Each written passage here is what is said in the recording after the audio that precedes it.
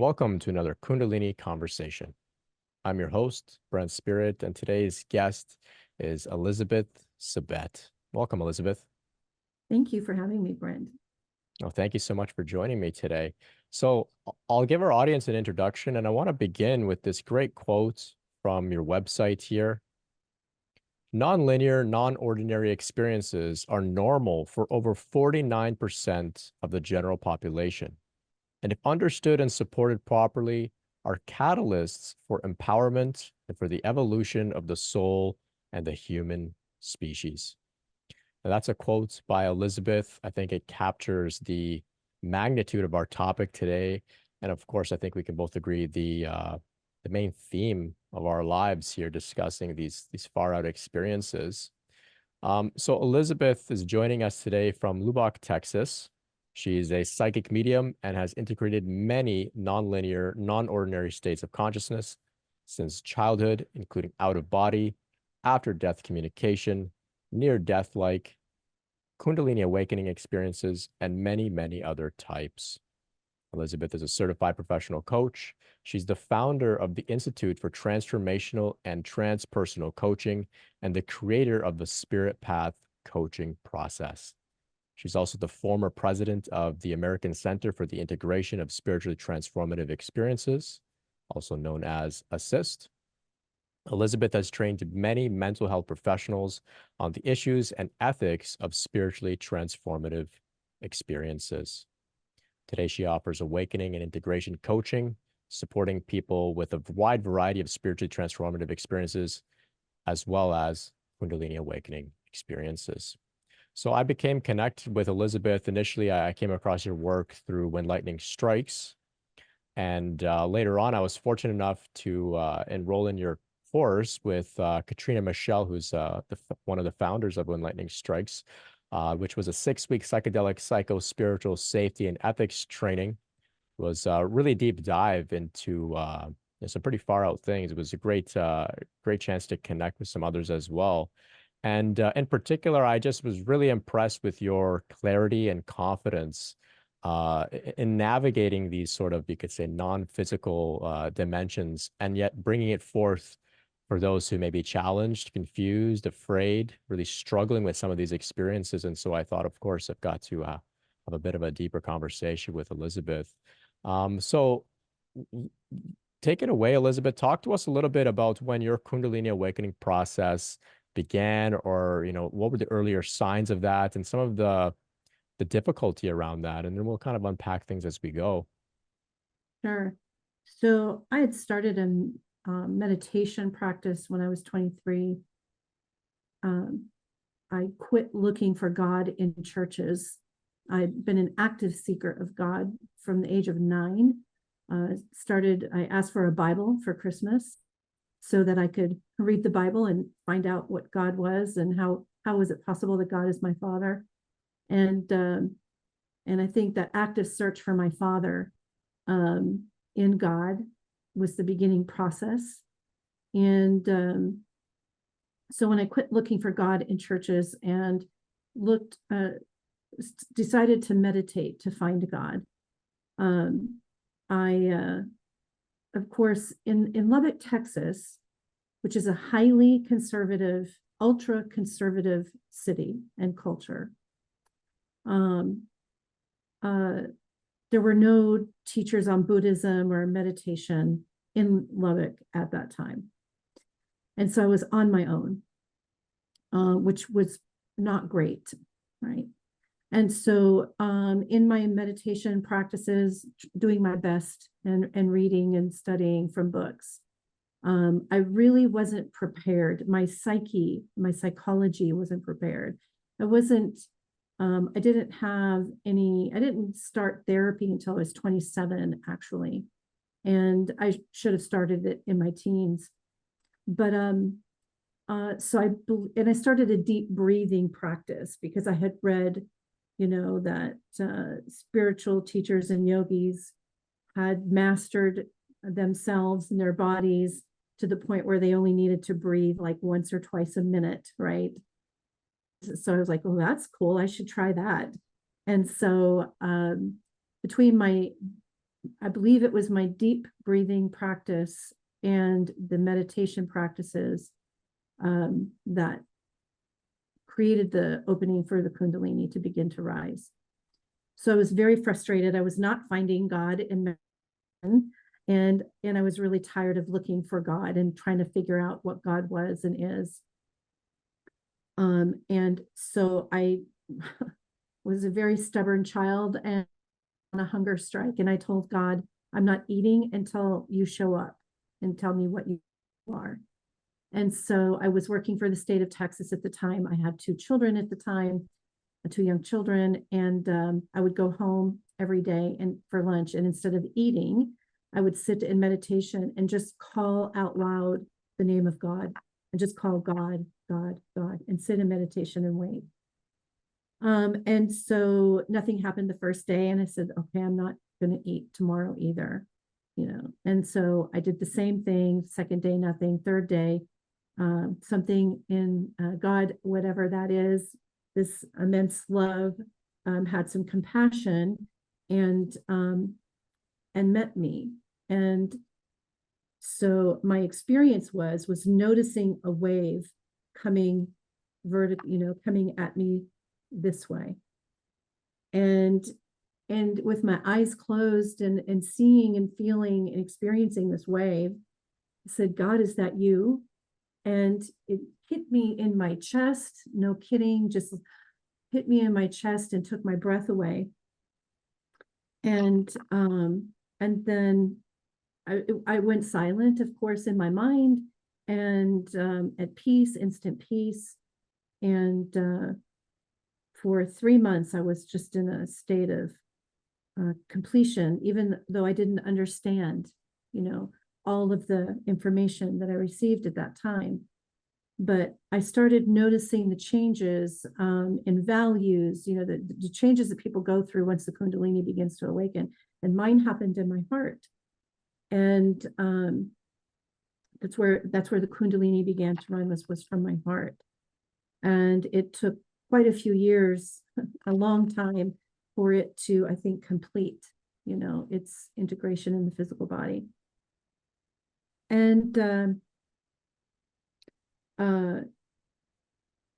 so the Kundalini ran, and my values changed, and problems with the marriage, because I had such different values and was becoming a different person than whom my husband had married, right?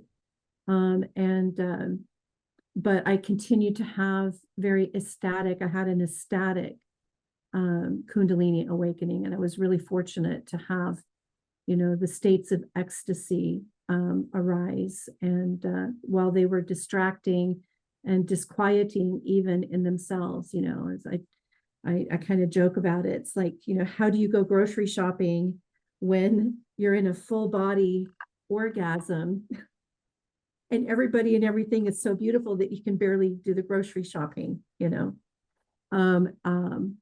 Yeah, and it wasn't until my very early 40s that I recognized or even had heard of Kundalini and realized, oh, that's what was going on. Yeah.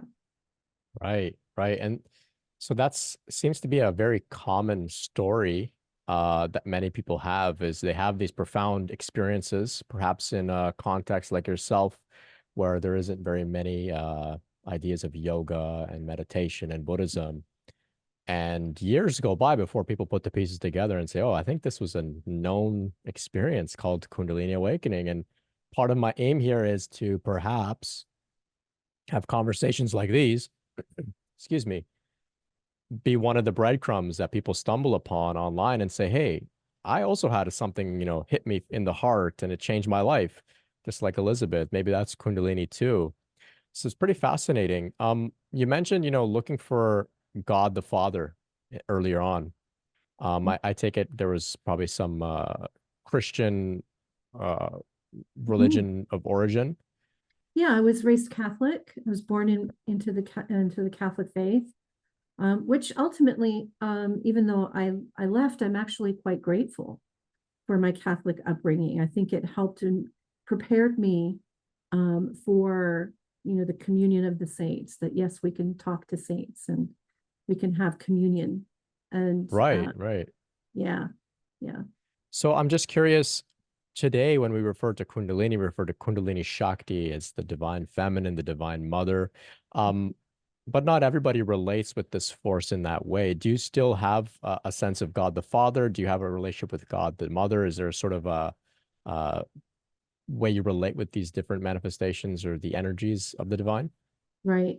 Well, Mary in the Catholic Church is that representation of the divine feminine and the divine mother, right? And I believe Mary is the representation of Shakti, the energy. And so I've had an experience of being in the light, and in that light, that divine presence, of course, there is no masculine or feminine. There is no gender. And so, so my relationship with what I call creator now instead of father, my creator, is a genderless creator, a genderless consciousness, divine mind. Yeah. Right, right. Brilliant. I mean, Oh, okay. So, um, finally you realize, oh, it looks like this was Kundalini, and this you said was your early 40s. So, talk to us a bit about what was going on for you around this period when it came to this idea of integration, maybe feeling a little confused about your experiences. Did you have sort of challenges like that? challenges about integration. Yeah. Oh gosh, I mean, my entire 30s were a challenge of integration, Hmm. of identity. And I remember telling a friend I was going to Unity Church at the time. I was looking for a place that I could raise my children where they had an idea of divinity, but that they weren't going to be impressed, in a specific way. And I found Unity being the best option for us here at the time. And I remember telling one of my Unity friends, I don't even know who I am anymore. I'm having a hard time being happy, being content, which was, ridiculous in a way because I had everything. I had a husband who loved me deeply. I had two beautiful, healthy children, had a good relationship with everybody, money to meet our needs and to have fun. I mean, we just, had the good life. And so, how could I be unhappy and unfulfilled? And that was very disturbing. I had everything that I'd ever hoped to have as an adult and more. And for there to be that sense of lack and emptiness and unfulfillment was just very disturbing. Yeah. Right, right. And that's not uncommon as well. For our entire values and worldview and what we're meant to do here to get really turned upside down, Mhm. um, and our source of fulfillment as well to shift rapidly. Um, Looking overall at your biography through some other interviews that you've done, as well as connecting with you during the course with Katrina, um, it seems that you've had a sort of awareness of the spiritual dimension for much longer, much prior than this Kundalini Mm. awakening experience as well. Can you speak a little bit about that in general, and then how maybe some of that changed after this major Kundalini experience? Yes, I was aware of the non-physical from the age of 5, consciously aware. Um, and so had many, my out-of-body experiences started at the age of awareness of people's energy fields, was at 5, um, and started talking to people on the other side at the age of 13, and being aware of others, nonlinear others, throughout all of my teens. And so did that change after the Kundalini? Uh, yeah, I would say that while pre-Kundalini, no, is probably post-Kundalini, but receiving messages for other people, from divine, what we would consider divine beings, and being asked to share those messages, that started happening after the Kundalini awakening. And then also the experiences of the darker beings, I think, were always there, and that I was simply protected from them until the Kundalini experience happened, where, you know, you have to learn how to navigate what is light, what is dark, what is pleasure, what is pain. And so yeah, that definitely increased, I would say, after the Kundalini. Okay, so you began to develop further sensitivities. And Mhm. so these darker entities and beings began to sort of interact with them a little bit. Um, I come across many people who have similar experiences. However, unlike you, they may have had no spiritual sensitivity prior to their Kundalini awakening. And then suddenly they're bombarded with dark entities, little Mhm. creatures, things like that, Mhm. ghosts. Um, can you speak a little bit about some of your experiences in this space and as well about supporting others that come to you saying, hey, I'm feeling like maybe there's some possession going on or things like that? How does that all work when you're working with those types of people? So there's so many types of nonlinear others, right? And so some could be very helpful, some can be very distracting, some can be seeking something from us that's benign. They could be seeking help and assistance, or they could be seeking our energy to feed off our energy, right? Or to distract us and divert us from our light path. And that's their is to distract and divert from the light path. Some can be a projection of our own disassociated parts as well. So first discovering what the potential might be and how, what we have to examine what was happening at the time of life when they started occurring. What insecurities people have, what hidden guilt and shame people have. And, because those are the things that you'll be tortured with, is your hidden guilt and shame and your hidden fears. And so we have to look at how you can be manipulated, and what within you is causing you to be manipulated or affected by them, and then work on healing and or strengthening. That's, when I came into the world of spiritual emergence and emergency and understood, like, oh my God, this is a thing, right? And that I'm just been, bebopping along, living my normal life. Even though I had experience, it wasn't my focal point, right? My focal point was being a good mom, trying to be a good wife, trying to make money, etc. And then as this shift happened and I became aware that there is a world where people understand what's going on, and recognizing that you cannot just spiritually develop, you must psychologically develop as well, right? So you have to do both. So when people have an unprepared, unsupported Kundalini awakening, that means that they maybe haven't done their inner work.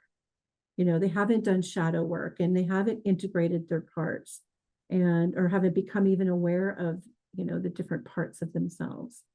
They haven't maybe had any therapy or any trauma therapy.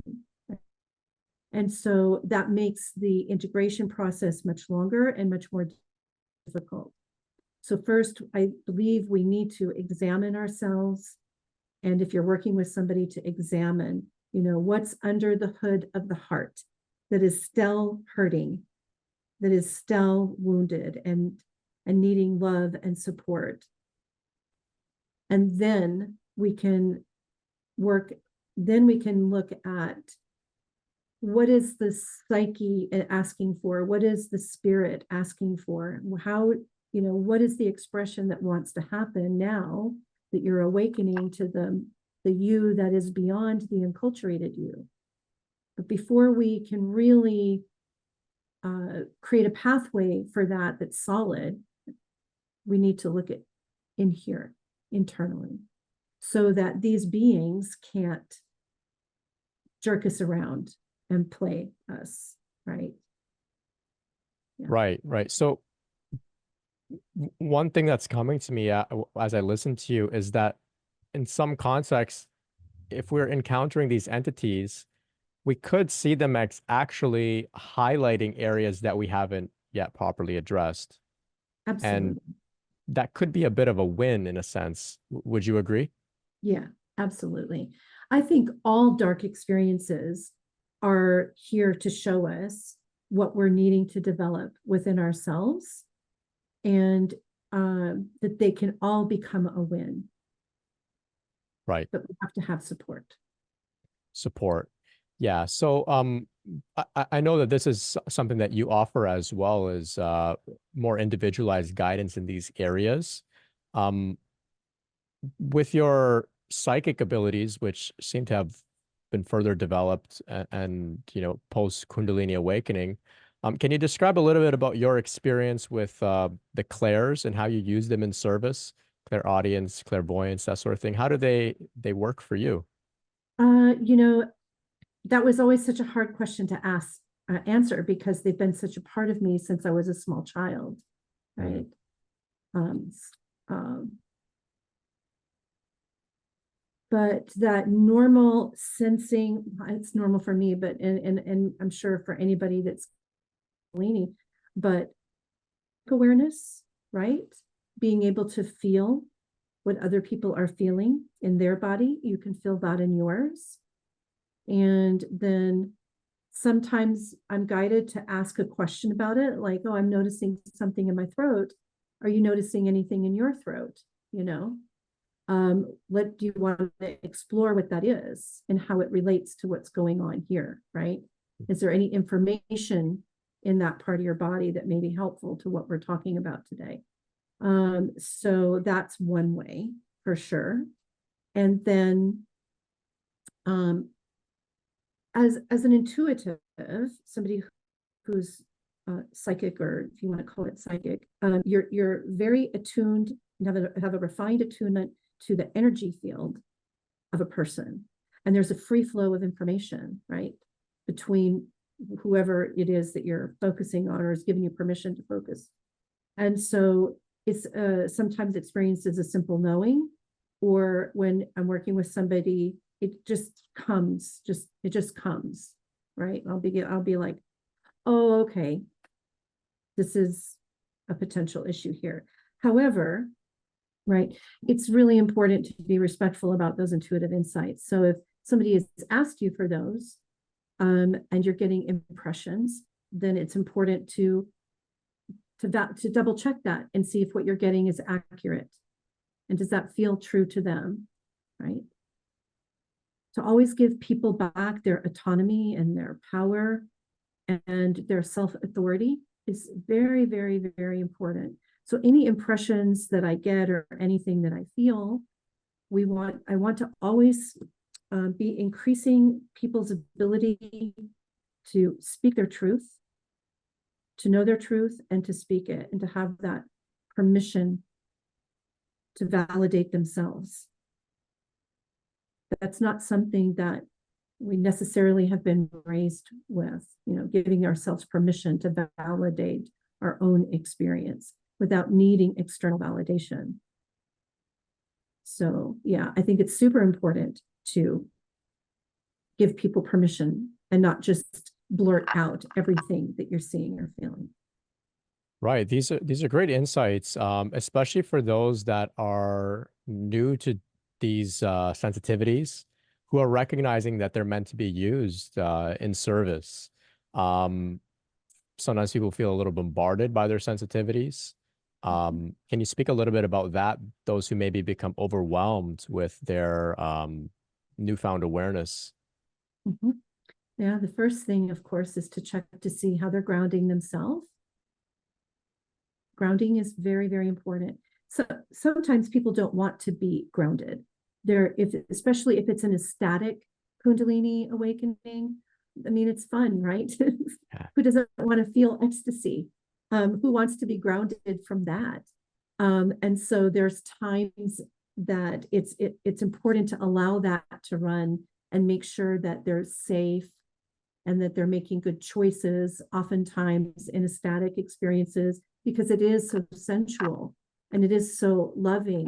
That desire to connect with another person can be what's overwhelming them. And they may be connecting with the person, perhaps it's not the safest or the healthiest for them to connect with, right? So in those cases of ecstatic sensitivities, we want to make sure that they understand what their values are, they understand how they might be, that ecstasy could be being manipulated by someone else. So to support them in really grounding in their values, maybe, right? So grounding in their own values and their truth first, and help them create a set of guidelines for how they're going to interact with people in an ecstatic state, and help them discover for themselves what is the meaning of this ecstatic state. What is the purpose of this ecstatic state?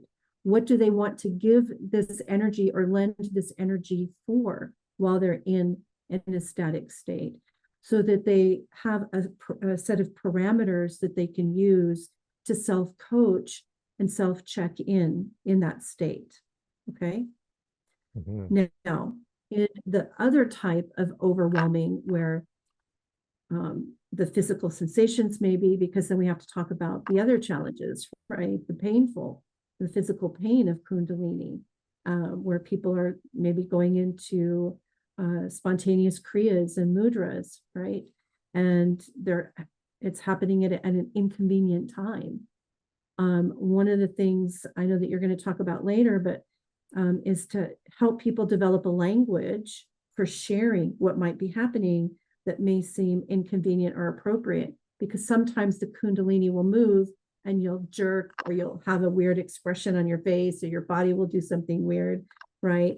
And or sometimes it's the breath, and you just out of nowhere your breath goes, and people will look, and ask you, are you okay? And you just say, oh yeah, there's just some muscle movements that are happening, but I'm fine. It's just a muscle twitch, right? You don't have to explain everything to everyone, right? So to help the client, or if you're mentoring someone that's going through this, helping them develop a language to help them share about something uncomfortable or embarrassing movements that are happening in their body is helpful, so that they don't have to vulnerably disclose everything. Yeah, that's great insight. Go ahead.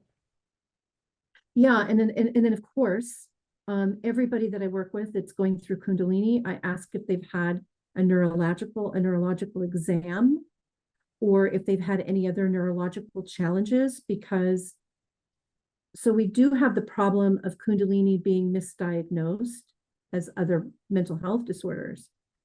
But there's sometimes is also a problem of somebody identifying what they're going through as Kundalini, but it's actually a neurological problem. And it's not Kundalini at all. And so, I mean, I know of a specific case where that happened. And this person suffered needlessly. She actually was finally diagnosed with dystonia, which causes the muscles to spasm, and it looks like kriyas, and it looks like, spontaneous Kundalini kriyas. So she suffered for years because she thought it was Kundalini. Right. And I've come across people with that same kind of question. A lot of the Kundalini phenomena can be attributed to something more mundane. Yes. In my view, what can't be attributed to something mundane is the expansions of consciousness. So Absolutely. if those are somewhere in the picture, then we can say perhaps this is something more of a spiritual nature. But I always recommend that those who are curious, there's no harm in visiting the doctor alongside exploring spiritually as well. That's right. And you don't have to tell them, I don't think you have to disclose that you think it's Kundalini, Yeah. And just to be sure that it's not something neurological, then we can then the good thing about that is that then you know for sure that it's not anything physical. And that can also calm a person down and help them ground a little bit as well. It's like, okay, so this is definitely, I'm experiencing this physically. It's affecting me physically, but I can relax into it then. So if a pain is arising into the body, then we can treat that pain through the breath, right? And we can use the breath to treat that pain and send the breath as we, what I like to do is ask people to take a breath in and gather, just imagine that they're gathering their light, their energy, breathing it in, and then sending that gentle breath into that pain to see if it releases or supports something in calming down. And that can help with the overwhelm of for people who are experiencing the physical pain or the sensations and the shaking in the body. Right. So great practical insight there, which people can take away and apply immediately. So thank you for sharing that. Yeah. I just wanted to invite our listeners to visit Elizabeth's website. The links will be in the description. Over there, she has a 12-page guide on how to share your spiritual experiences. It's completely free, and it forces a much more deeper dive into what we've been speaking about here. It's one of the most common challenges that I've found amongst my community and people that I connect with is, okay, it took me a while to realize I'm going through something crazy called Kundalini. I accept it, I acknowledge it. Now, how do I explain this to my people, my community, my family, my friends, my partner? What do I do and how do I do that? And I'm sure that applies to a variety of different, spiritually transformative experiences, near-death experiences as well. Also with mental health professionals, sometimes people find it difficult to open up to their therapist about these things that aren't exactly, within the realm of Western psychology or within the realm of evidence-based experiences. So I know, like I mentioned earlier, Elizabeth, you've worked with many mental health professionals, working to bring them up to speed with the validity and the reality of spiritually transformative experiences. Can you speak a little bit about how you got into doing that work and what that sort of looks like and entails? Because that's massive. It really is massive. Yeah. So in Lubbock, before I was involved with ACISTE, two friends and I co-created a community here called HOPE, Holistic Options for People Everywhere. And we did this, we were both going, all three of us were going through some type of life transition. I had just been recently divorced from my 21-year marriage. I was needing connection. I was needing authentic connection where I could be with people who I could talk about whatever I needed to talk about, and I could be received as not weird. So again, as I said, Lubbock is a highly conservative, Christian-dominated city. And so we created a community so that anybody who felt different from the traditional West Texas Christian would have a safe space to commune and to share. And we had it started out with a simple potluck once a month. And we had a potluck dinner and then, and had some type of monthly presentation. At the thing, we had some presentation. And so this community, Hope community, lasted for 10 years. And if you wanted to take a little bit of look at the work that we did, you can go to the Hope Wholeness Center.org. And in that 10-year period, it's because of this community. So that I developed the understanding of spiritually formative experiences and spiritual emergencies. We did talks invited people to do talks on anything that they were interested on, that they had knowledge of, that they wanted to share with the community. So in 10 years, you can imagine we never repeated a specific topic per se, but maybe at that same maybe that topic from a different angle or a different tradition. So at one point, we had many people having experiences, and they would say, oh, you need to go talk to, and they would talk to somebody, and they say, oh, you need to talk to Elizabeth. Go talk to Elizabeth, go talk to Elizabeth. And so I started, working with people in the community here in Lubbock that were having challenges with experiences. And one woman who was having trouble with her 30-year marriage because of an experience, and she was no longer considered herself that kind of Christian that condemned everybody to hell anymore. And she was looking for support, but her family wanted her committed. Okay. They wanted her, they thought I was a cult leader, which is really rather funny because Hope didn't have a dogma. We didn't teach religion. There were no dues. There were no membership requirements. It was this totally open, come as you go or don't come kind of community, just here to explore and to learn about each other. And she was looking for a therapist that could understand her experience. And she couldn't find one in Lubbock. And she brought me the book, The Stormy Search for Self, from Stanislav and Christina Groff. And she said, here, you need to read this and you need to do something about this. Hope needs to do something about this because I can't find a therapist here in town and I refuse to get committed. Okay. So I was like, oh my gosh. So the only therapist she could find, so I read the book, I was blown away. That was the book that I was like, what? I've been dealing with this for myself and with these people for all these years, and I didn't know how is that possible. And so the only therapist in Texas she found that had been trained through Stanislav Groff's Spiritual Emergence Network was Dr. Janice Holden, who happened to be the editor of the Near-Death Journal, Near-Death Studies Journal.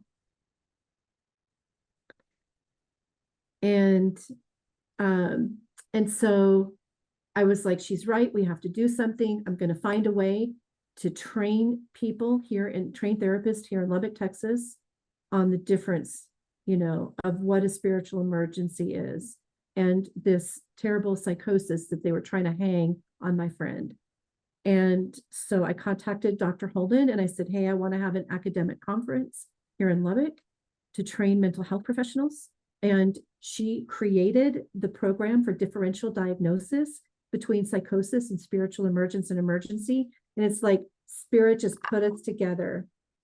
And so she was so gracious. She came to Lubbock. We did have an academic conference here to train and certify mental health professionals in that one-day conference. And we invited pastoral counselors as well. So people, pastoral counselors from, very traditional Christian churches. And then in the afternoon, we had a segment for experiencers and their family members to invite the family of these people who were having experiences to come and hear about from a professional and from a researcher that had been doing this for 30 years about the difference, right? And that was a very successful day. She is the one, Dr. Holden is the person who connected me with Yolaine Stout of ACISTE. And that's how I got involved with ACISTE. And so ACISTE's conference in 2014 was actually going to be held in Dallas. My conference was in 2013. And ACISTE conference was going to be in Dallas in 2014. So they invited us to co-sponsor. And I went and got certified through them as a spiritual life coach in that 2014 conference. And then we provided volunteers to do some work there. And then in 2015, I was invited on the board. And in 2016, I was voted in as president. And so, and then again, I forget which year, I think it was, maybe 2014, 2016. I was invited to do contribute to an ethics piece, a 3-hour ethics training for the Texas Tech University Marriage and Family Therapy Symposium.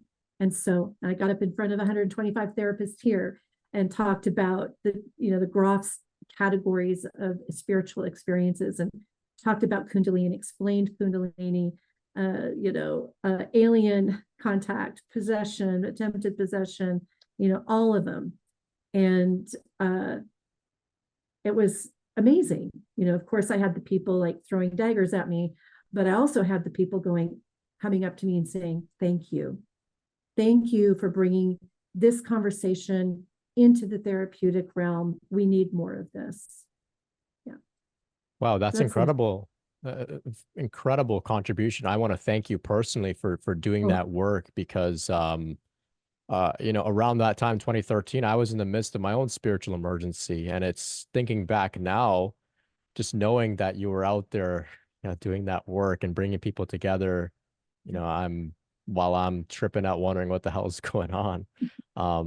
It's fantastic to hear. And I'll just recall back to this quote that I shared earlier from your website, your quote, which was, you know, uh, non-ordinary experiences are normal for over 49% of the general population. yeah.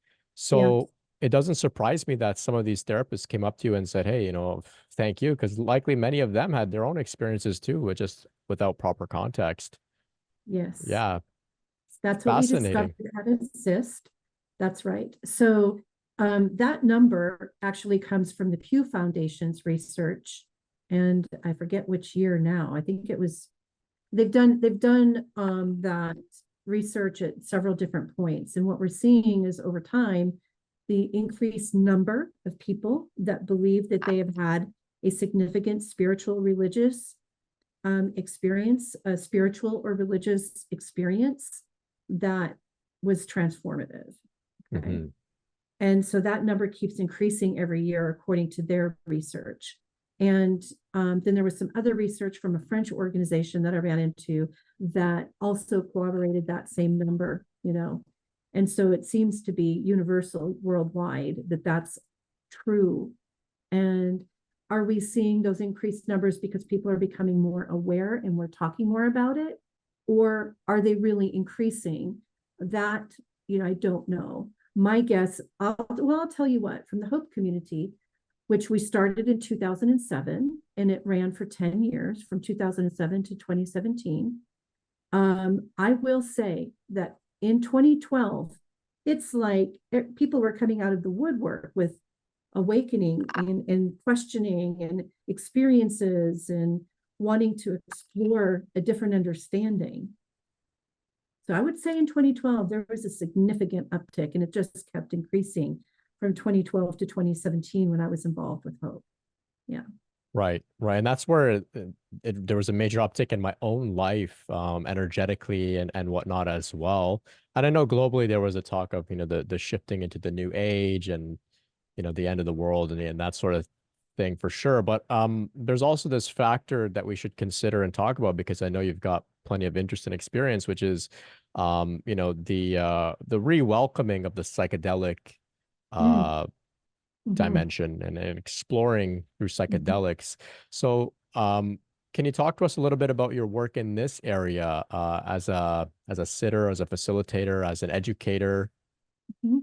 Yeah, absolutely. I was a total naysayer um, when it came to psychedelics, because I was telling people you just need to sit your ass in a chair and meditate and be devoted to wanting to know what the truth is, and show up and sit down and be quiet and show up and let whatever arise.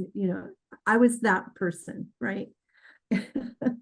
And then I was dating a man at the time who, one of our community members actually had gone to Peru and was working in the jungle and studying and apprenticing to become a shaman and to make the medicine. And he was really dedicated to helping people with their addiction to opioids and heroin and cocaine, and really believed in the power of ayahuasca to support people in overcoming addiction.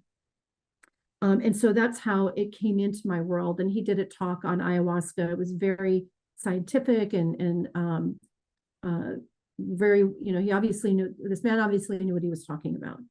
And so that really opened up the conversation. And my boyfriend at the time wanted to really do it. And I was like, oh, I don't know.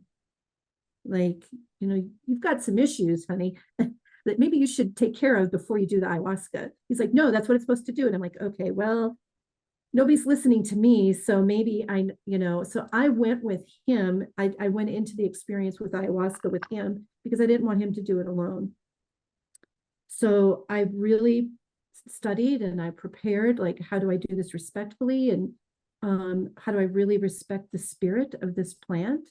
I'm coming to the presence of the divine spirit in this, plant. And so I did the dieta, of course, you have to, but I also meditated every day for 10 days with the spirit of the plant, of the mother vine, and brought to her what I wanted healed and supported in my experience. And after that first experience, I was like, oh, okay, I guess I don't know everything. And at the same time, with the group that I was with that was doing the medicine, which were not taking it as a spiritual experience, that were not honoring and respecting it, I realized I was in a room full of entities and addiction and addicted entities that were filling the room, that were feeding off people in the room. And as much as I loved this particular gentleman that was doing the medicine, he was not attending to the space. And I am like, oh my God, when just sitting in circle, meditating, preparing to receive the medicine, somebody said, dude, look at her aura, man. It's all golden and shit. And I was like, oh God, oh help. And, compassion and love for everybody, and please help me. And so I was expecting him to be attending to all of this, but he was not. And so after that, I became very adamant about, wow, there needs to be a lot of safety measures here for people, because these people are innocent in so many ways, and they don't understand what they're opening themselves up to, that's actually all around them, they're just getting more access to. And if it's not being handled properly, then perhaps they are more at risk of the interference of these beings than they are getting healing. And so my first sitting of ayahuasca for people, I didn't administer the medicine, I didn't make the medicine, and I didn't administer it. That was done by somebody else, but I did not drink, and I stayed present to watch the space and to support the removal of in the healing of the other beings that had showed up for the other nonlinear beings that were not in the ceremony. And it was a lot of work. And so it was many years after that. I did personally have done 4 ayahuasca ceremonies. And then the spirit of the plant told me, do not take it again until you're told to. Like, you're done. Don't do this again. Okay. And so I haven't had the guidance to do ayahuasca and take another ayahuasca ceremony since then. And this had to have been like 2008, 2009, perhaps. And but then psilocybin, through some of the researchers that presented at an ACISTE conference, I became aware of, he was working for MAPS, the agency that's doing a lot of the FDA research and involved with the FDA research. And I realized the benefit of psilocybin at that time. And then I do my own drumming ceremonies, of course, and go into altered state with drumming when I feel the need to release and to receive assistance, more assistance. And so I decided to do my own psilocybin ceremony when I was suffering with some grief and some trauma. And the benefit was just exponential, and became a true believer and the benefits of psilocybin. And so I do sit occasionally for people. It's not something with psilocybin, not ayahuasca. But I do sit very occasionally for people with psilocybin. Yeah. So that's been my experience. Yeah, brilliant. I haven't explored ayahuasca myself, but psilocybin has been a great teacher. Not not recently, but throughout my Kundalini process, it's played a role for sure. As well as cannabis, I had a similar experience to you with the ayahuasca, where Mary Jane, the intelligence of the plant, I feel it as similar to ayahuasca in a sense of it's the divine feminine, in that sense. Very helpful for my Kundalini process at times, but then I had one experience which was so beneficial and transformative, and at the end I was told never ever smoke weed ever again. So that was it for me. So Yeah. I I was recently having some conversations around people wondering, at what point do we stop with the use of these plants on our spiritual path? They can be very beneficial, but then at a certain point we can rationalize that, you know, I just want to get high. And Right. I'm curious if you had any thoughts on how those out there who may be unsure of whether they're using it with at the right time, how can they approach it? Right. So these, so with weed, what my current understanding of what weed does for us on a spiritual level is that if your level of consciousness is higher than the substance, then the substance will bring you down, and it'll give you a lower experience of consciousness. It's no longer supporting you in increasing and developing your consciousness. But there comes a time where when your consciousness matches the consciousness of the substance, then, and you can hold it without it, then the plant has no more benefit. Now, especially in for things weed, if you have trauma, of course, if there's physical ailments that the marijuana can support you with, that's different. If it's truly medicinal, that's different. But for those people who are using weed to increase their consciousness, all these substances are doing is they're giving you a temporary experience of a release of your ego, unless of course it creates ego, which sometimes weed can do. But it's giving you a temporary experience, but you still don't know, you still are not that experience. Your consciousness cannot hold it. So I talk a lot about, what do we need to do for you to increase the container of your consciousness? What is my work here to increase my consciousness?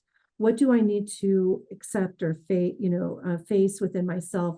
Am I spiritually bypassing anything? Am I avoiding that which is uncomfortable? Right.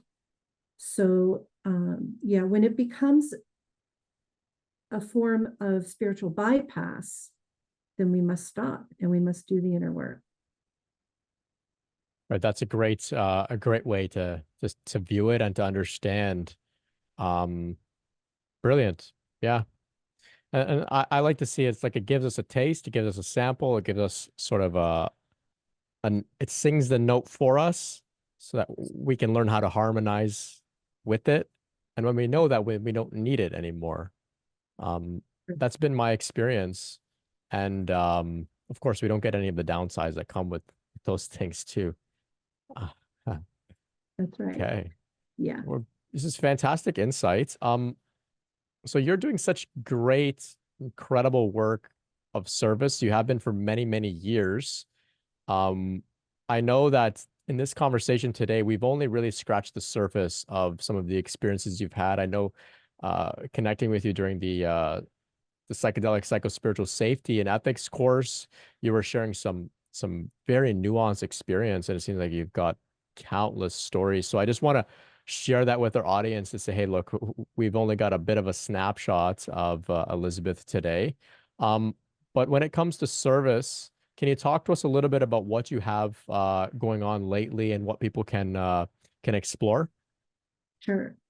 Other than my private practice, my real passion is to train other people how to support others in their awakening and in their spiritual emergence and emergency processes, right?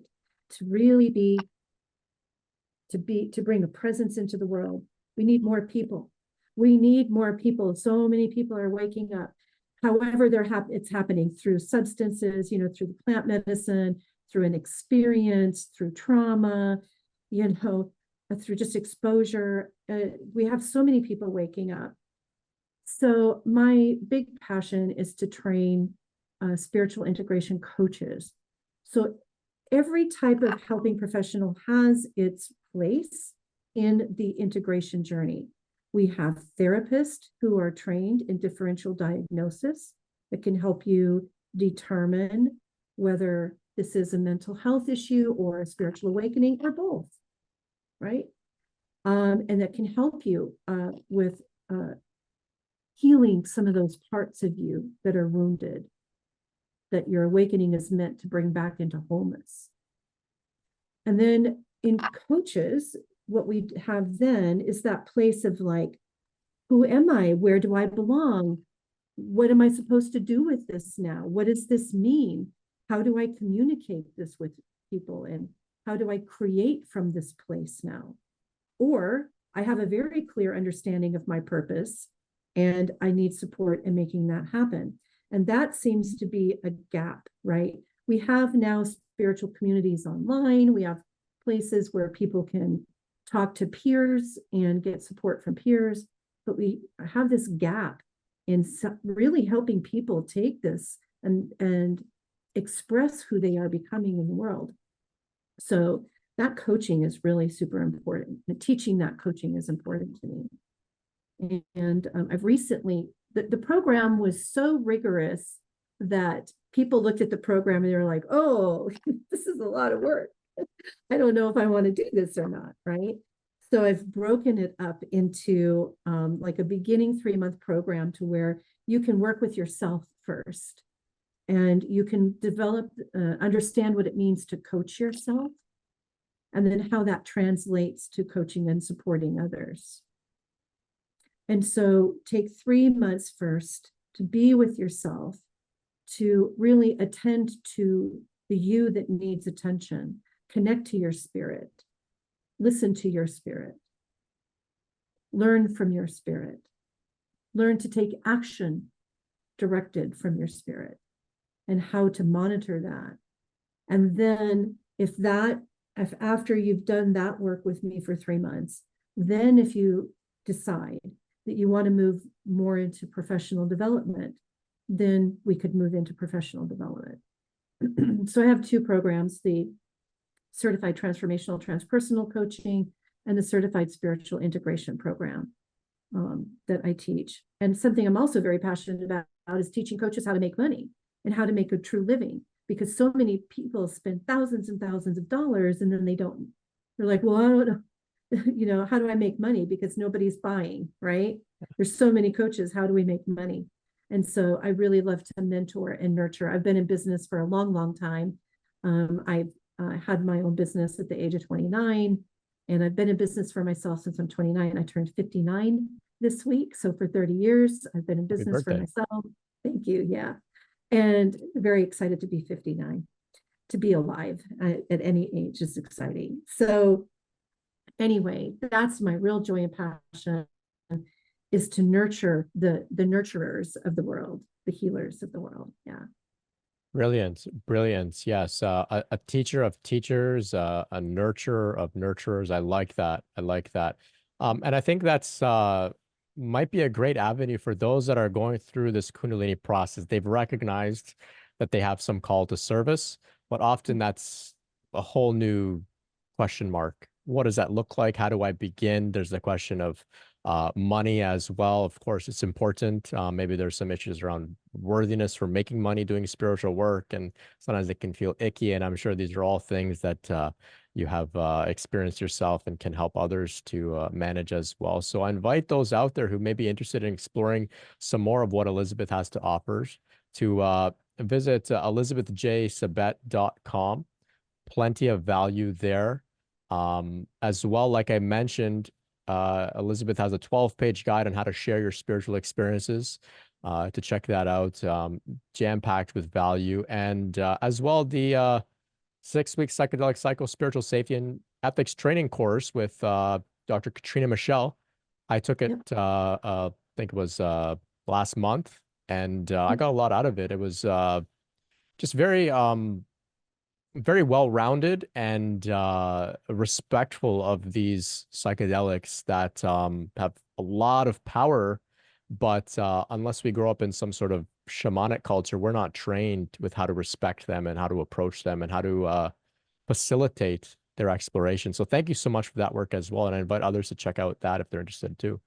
That's right. That's at psychospiritualsafety.com.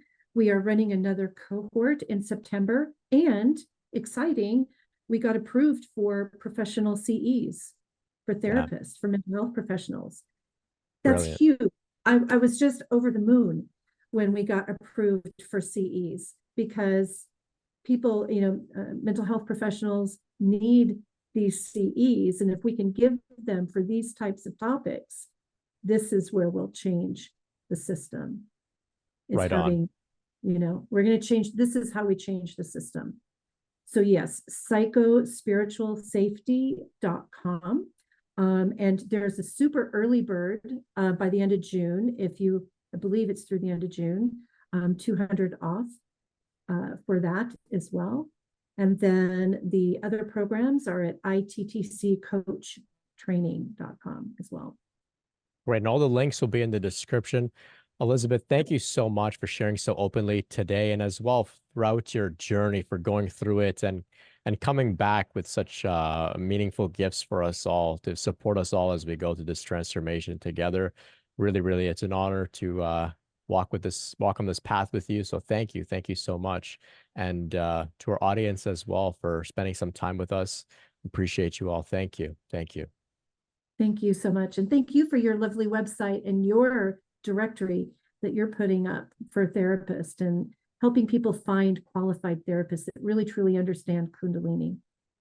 Yeah, kundaliniawareness.org. And for those out there who are therapists saying, you know what, I need a bit more support in the realm of spiritual emergence, well, Elizabeth has you covered on that front. So thank you all so much once again. I appreciate our time together. And until next time, much love and peace.